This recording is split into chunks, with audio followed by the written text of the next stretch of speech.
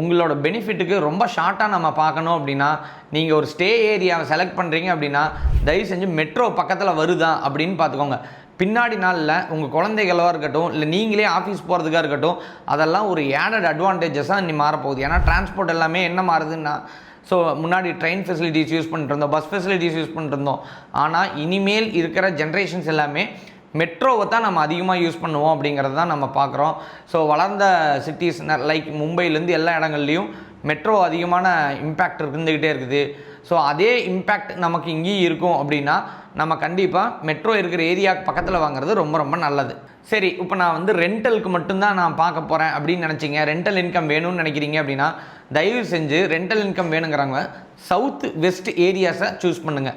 South west areas in Chennai நீங்கள் choose பண்ணீங்க அப்படின்னா கம்பல்சரி நீங்கள் நினைக்கிற ரெண்டல் டிமாண்ட் இருக்கும். நீங்கள் நார்மலாகவே அந்த ஹைக்குக்கு நீங்கள் ரெண்டல் இன்கம் நீங்கள் ஜென்ரேட் பண்ணிக்கிட்டே இருக்க முடியும்.